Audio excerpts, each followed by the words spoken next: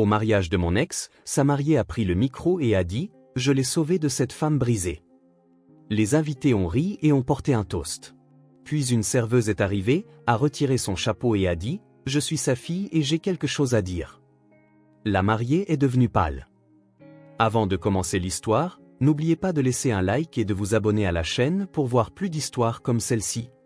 J'étais assise au fond de la salle de bal quand la mariée a levé sa coupe de champagne et a dit « Je l'ai sauvée de cette femme brisée ». Les gens ont ri. Ils ont vraiment ri. Certains ont trinqué.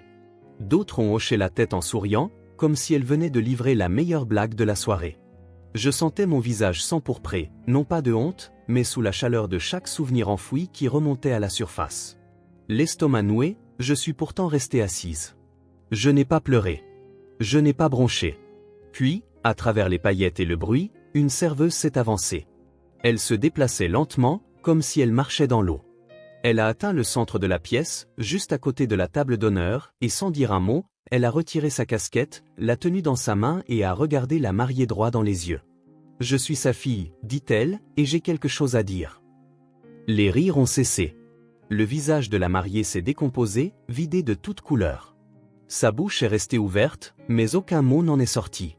Juste le silence. Un silence pur et tranchant. Et c'est là que tout a changé. Vous avez déjà eu ce pressentiment que vous ne devriez pas être à un certain endroit? Ce nœud dans la poitrine qui vous dit « fais demi-tour ». C'était moi, assise dans ma voiture devant le Ridgewood Grand Hotel, serrant dans mes mains tremblantes une invitation ivoire aux bordures dorées. Elle était arrivée par la poste un mois plus tôt. Pas d'adresse de retour, juste mon nom, Amar Alan, écrit dans une calligraphie soignée que je ne reconnaissais pas. J'ai failli la jeter. Qui envoie l'invitation de mariage d'un ex-fiancé à la femme qui l'a abandonné? Au début, j'ai pensé que c'était une erreur. Puis, j'ai pensé que c'était peut-être une étrange branche d'olivier ou une sorte de test. Mais la vérité, au fond de moi, je savais ce que c'était. Une annonce, un avertissement, une façon de s'assurer que je sache que Gavin Ry, l'homme avec qui j'avais passé 6 ans à construire une vie, était officiellement en train de m'effacer. Je ne l'avais pas vu depuis 3 ans. Pas depuis qu'il avait quitté notre appartement au milieu de la nuit, après que j'ai perdu le bébé. Il n'a même pas jeté un regard en arrière. Il a juste dit qu'il ne pouvait plus vivre dans la tristesse. Il a fait un sac de sport, laissé un mot et a disparu. Mais ce n'est pas seulement moi qui l'a quitté. Il y avait elle aussi. Leia, sa fille, née d'une femme qui était partie des années avant notre rencontre. Elle avait 5 ans quand elle est venue vivre avec nous. Dès la seconde où elle a pris ma main et m'a appelé maman, j'ai cessé d'être simplement la femme qui aimait Gavin. Je suis devenue celle qui lui appartenait. Et quand Gavin est parti, Leia est restée. Pas par accident, par choix. Pendant des mois, je n'étais qu'une coquille vide. Me réveiller, c'était comme m'extirper péniblement du ciment. Le silence dans notre maison était insupportable. Chaque photo, chaque chanson, chaque recoin de l'appartement résonnait des échos d'une famille qui avait à peine eu la chance d'exister. Il y avait des jours où je ne pouvais même pas décrocher le téléphone. J'ai cessé de répondre à mes amis.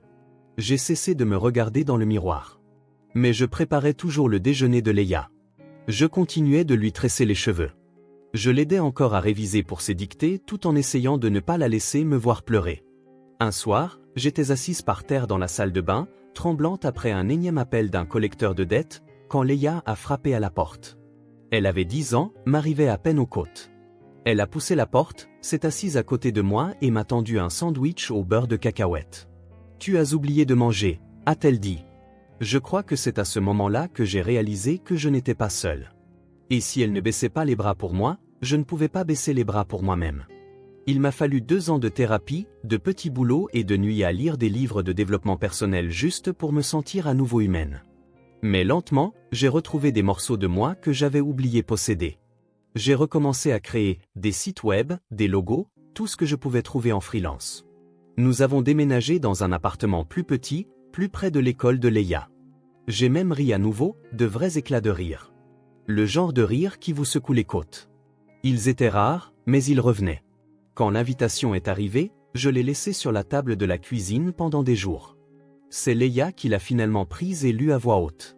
Sa voix ne tremblait pas. « Tu devrais y aller » a-t-elle dit. « Pas pour lui. Pour toi. » « Pourquoi faire » ai-je demandé, épuisé. « Pour que je puisse le regarder commencer une nouvelle vie avec quelqu'un de plus joli, de plus riche? Non, a-t-elle répondu, pour qu'il voie ce qu'il a perdu. Je l'ai regardé. 16 ans maintenant, sage au-delà de tout ce que j'avais pu être à son âge. Et soudain, j'ai réalisé qu'elle ne parlait pas seulement de Gavin. Elle parlait de moi. Je me traitais encore comme la version brisée qu'il avait laissée, mais elle voyait quelqu'un de plus fort. Alors, j'ai dit oui. Oncle Joe, qui a aidé à m'élever après la mort de ma mère, a accepté de nous conduire. Il n'a jamais aimé Gavin.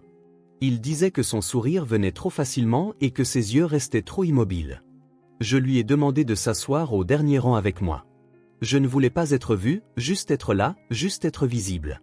Je ne savais pas dans quoi je mettais les pieds. Je m'attendais à de la gêne, peut-être quelques chuchotements.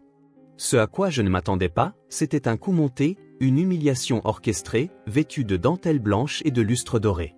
Mais j'y viendrai, car avant que le micro ne soit pris, avant que les verres ne soient levés et que les mensonges ne coulent à flot comme du champagne, je me tenais dans cette salle de bal, j'ai regardé l'homme que j'avais autrefois aimé et j'ai réalisé quelque chose que je n'avais jamais dit à voix haute jusqu'à ce jour.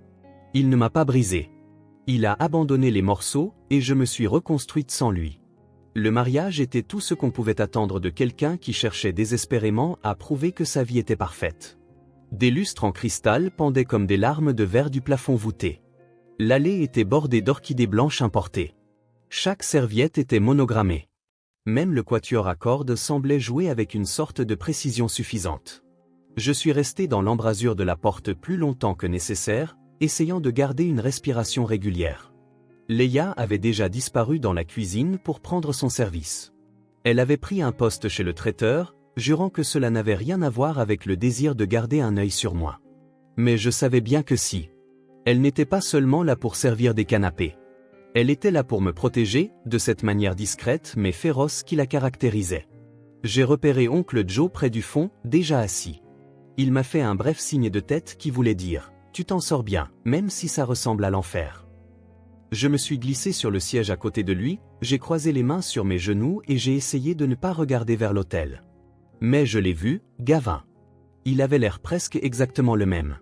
Des épaules larges, ce stupide demi-sourire étudié. Il serrait la main de quelqu'un, un verre de whisky dans l'autre main. Si on ne le connaissait pas, on pourrait le croire chaleureux, magnétique. Mais je connaissais la distance silencieuse derrière ce sourire.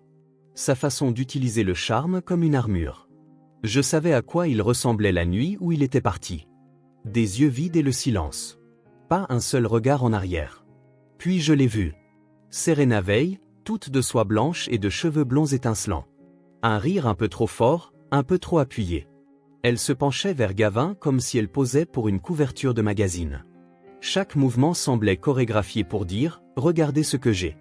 Regardez ce qu'elle n'aurait jamais pu être. » Ils ont échangé leurs vœux devant une arche florale géante. La voix de Gavin n'a pas vacillé une seule fois. J'ai gardé la tête baissée, me mordillant l'intérieur de la joue juste pour rester ancré dans le présent. La foule a applaudi leur baiser. Serena s'est tournée vers les invités, rayonnante comme si elle venait de remporter un prix. Puis la réception a commencé. Les verres s'entrechoquaient. Les serveurs se déplaçaient avec une précision d'horloger à travers la foule. Les gens riaient, bavardaient, admiraient leurs robes respectives. J'étais assise tranquillement, sirotant de l'eau, me forçant à rester présente. Leia est passée une fois avec un plateau de bruschetta. Nos regards se sont croisés une brève seconde. Elle m'a fait un clin d'œil. « Ça va ?» a murmuré oncle Joe. « Je respire encore ?» ai-je dit. Puis vinrent les toasts. Le témoin, la demoiselle d'honneur, un cousin. Toutes les histoires habituelles. Comme Gavin était un type formidable. Comme Serena avait fait de lui un homme meilleur. J'avais presque réussi à faire abstraction jusqu'à ce que j'entende sa voix. Je voudrais dire quelque chose. C'était Serena, debout à la table d'honneur, une flûte de champagne à la main. Ses yeux brillaient sous les lumières, mais il y avait quelque chose de plus acéré derrière. Elle n'a pas regardé Gavin. Elle a regardé la foule, puis moi. Quand j'ai rencontré Gavin, c'était un homme bon, mais il était blessé, abîmé par quelqu'un qui ne savait pas l'aimer comme il le méritait.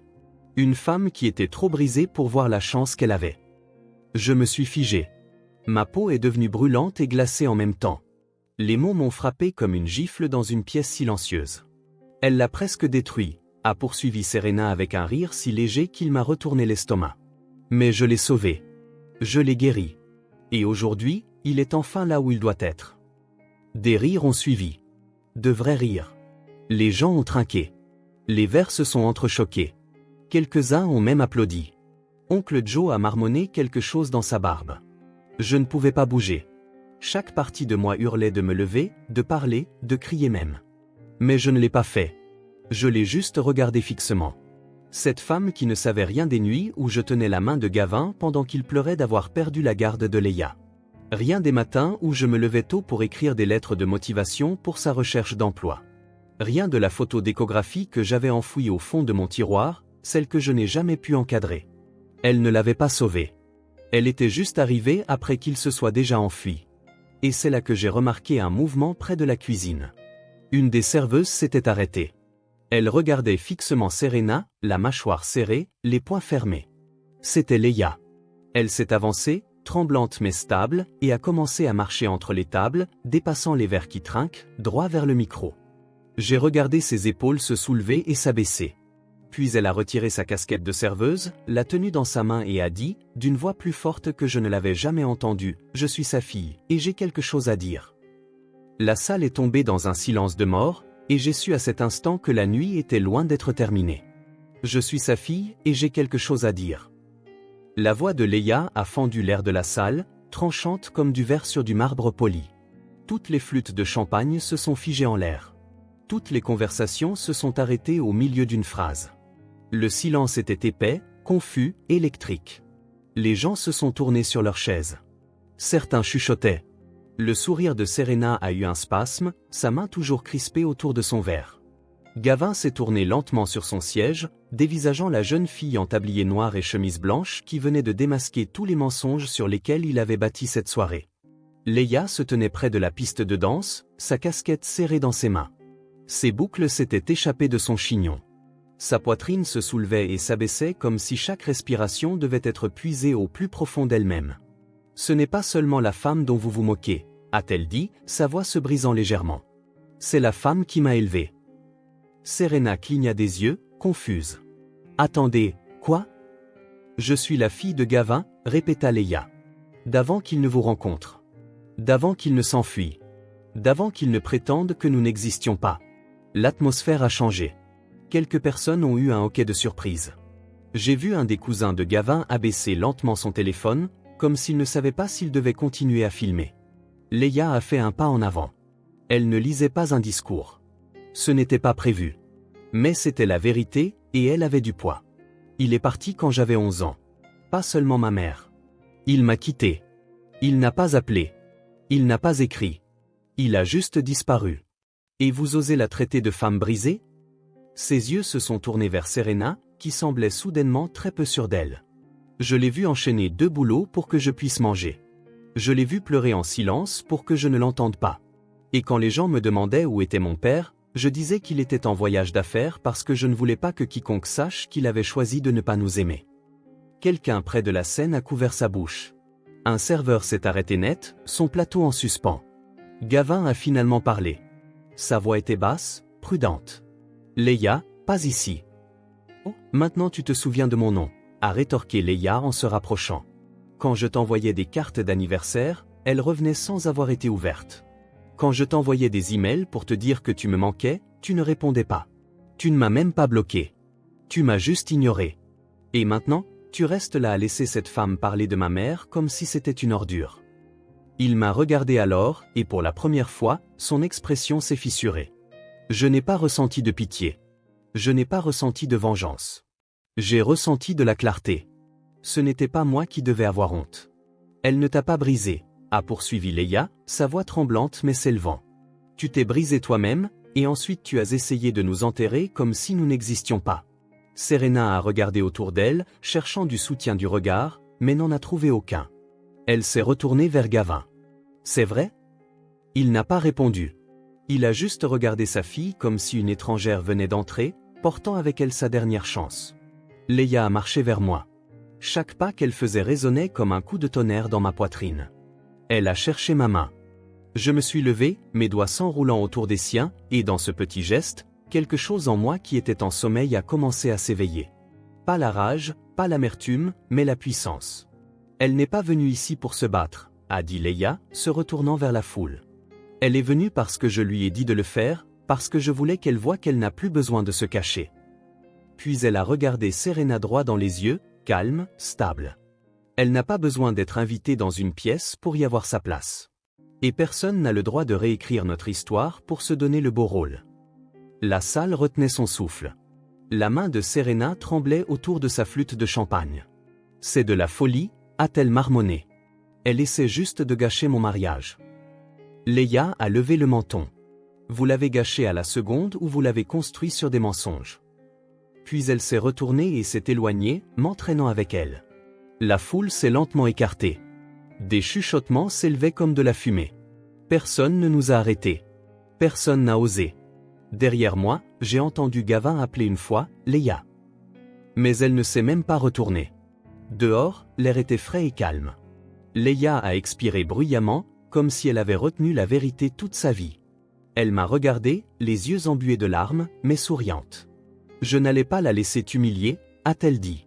Pas après tout ça. Tu n'avais pas à faire ça, ai-je murmuré. Si, il le fallait, a-t-elle dit. Tu m'as sauvé. Il était temps que je te rende l'appareil. Et à cet instant, j'ai réalisé que les plus belles histoires d'amour ne sont pas toujours romantiques. Certaines se construisent dans le silence, dans la guérison, dans la survie.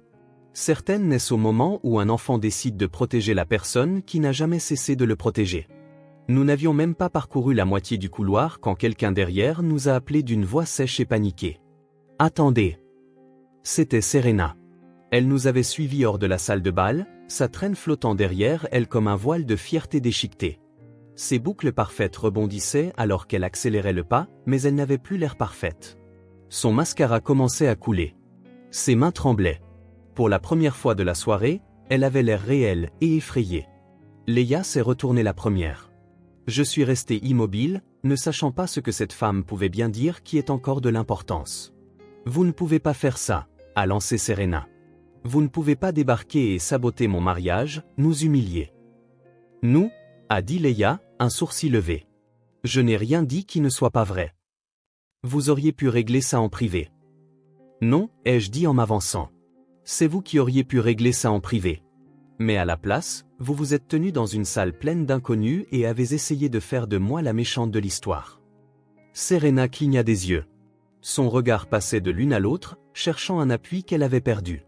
Je ne savais pas qu'il avait une fille. Je ne le savais pas. Vous avez demandé, l'interrompit Leia. Ou vous avez juste cru à l'histoire qui vous faisait vous sentir supérieur? Serena ouvrit la bouche. Rien ne sortit. Puis Gavin est apparu derrière elle, sa veste déboutonnée, sa cravate de travers. Son expression était différente maintenant. Pas froide, pas composée, juste à nu. Leia, dit-il plus doucement cette fois. Je n'ai jamais voulu que ça se passe comme ça. Elle se tourna lentement vers lui. Quelle partie? Ma naissance? Le fait que tu m'abandonnes? Ou que tu regardes quelqu'un d'autre m'élever pendant que tu disparaissais? Il a tressailli. Je pensais que je te protégeais, a-t-il marmonné. Tu pensais que disparaître, c'était de la protection. Il m'a regardé alors, le premier contact visuel direct depuis notre arrivée. J'étais brisé, Amara, a-t-il dit. Tu sais que je l'étais.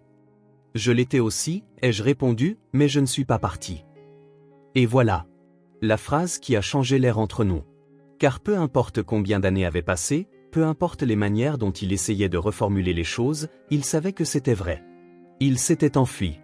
J'étais resté. Je ne peux pas revenir en arrière, a-t-il dit doucement. Non, ai-je dit. Tu ne peux pas. La voix de Leia a de nouveau brisé le silence.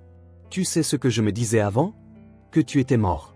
Que peut-être quelque chose t'était arrivé et c'est pour ça que tu ne venais pas. Parce que la vérité, le fait que tu sois en vie et que tu t'en fiches, c'était pire. La bouche de Gavin s'est ouverte, puis refermée. Il a baissé les yeux vers le sol, vers ses pieds, vers la trace des choix qu'il avait essayé d'oublier. Et puis, quelque chose d'inattendu s'est produit. Leia s'est avancée. Elle n'a pas crié. Elle n'a pas fui. Elle l'a juste regardé dans les yeux et a dit « Je te pardonne ». Il a levé la tête, surpris. « Pas pour toi », a-t-elle précisé. « Pour moi, parce que porter ton absence est devenu épuisant.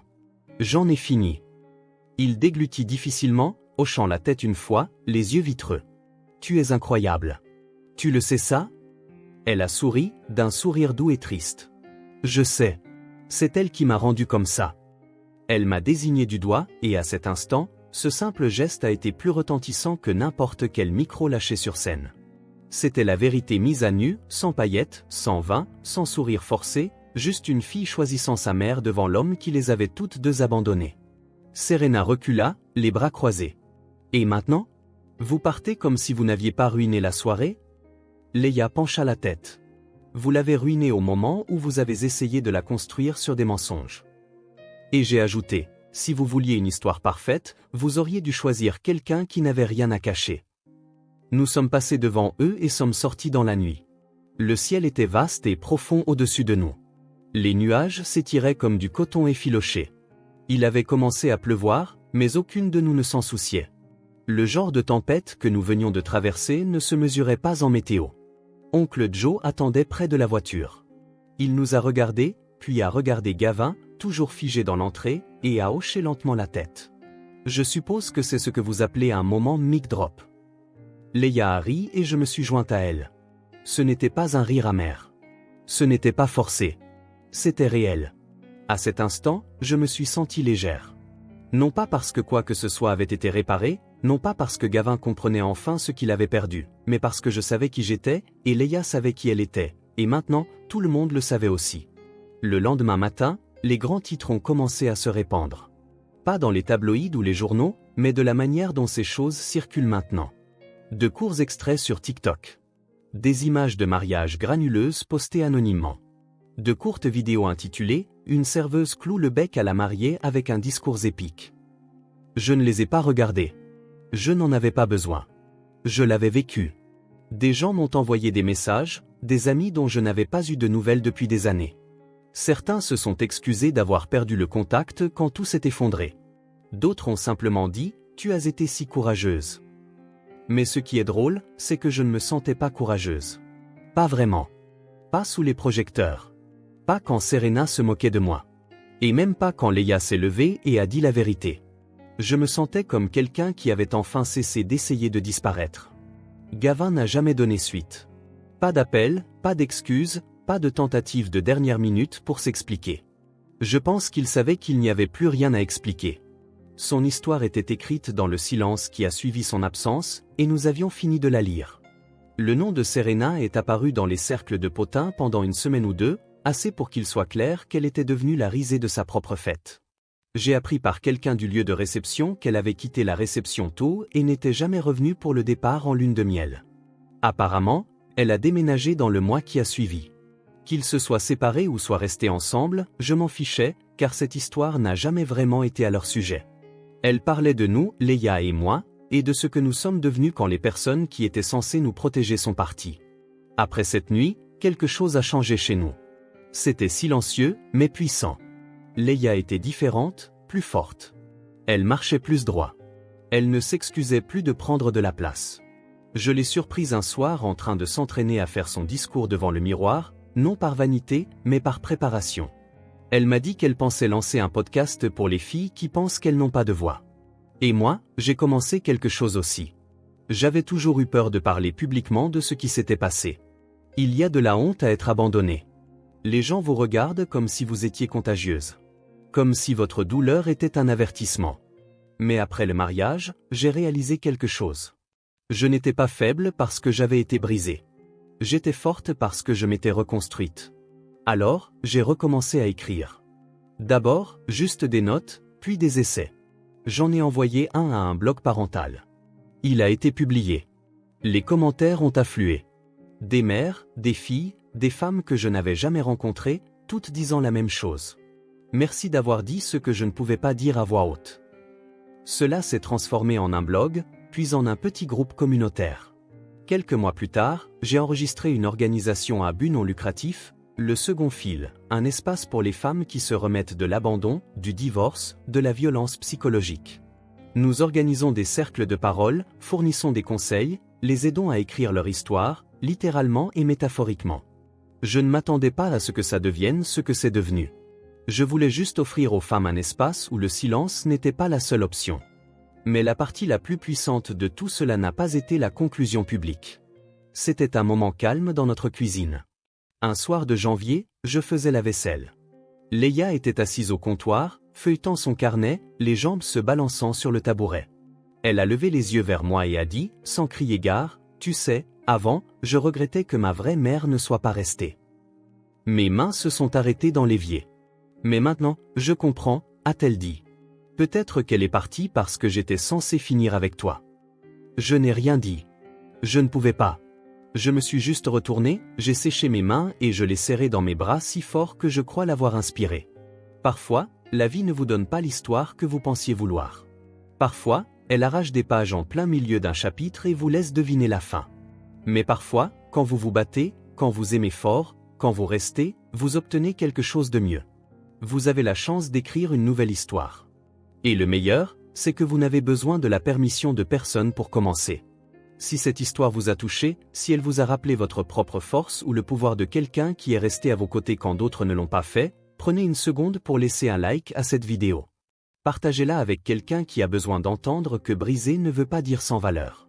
Que s'enfuir ne vous rend pas fort. Rester et guérir, si. Et si vous avez déjà eu à vous reconstruire, si vous avez été celle qui a ramassé les morceaux quand quelqu'un d'autre les a laissés tomber, laissez un commentaire. Racontez-nous votre histoire. On ne sait jamais qui lit et qui a besoin de vos mots. Et, si vous voulez plus d'histoires vraies qui touchent en plein cœur, qui vous rappellent que vous n'êtes pas seul, assurez-vous de vous abonner à la chaîne. De nouvelles histoires sortent chaque semaine et elles parlent toutes de résilience, de vérité et de la beauté désordonnée de l'être humain. Merci d'avoir regardé et souvenez-vous, vous n'avez pas besoin d'être invité dans le conte de fées de quelqu'un quand vous êtes déjà en train d'écrire le vôtre.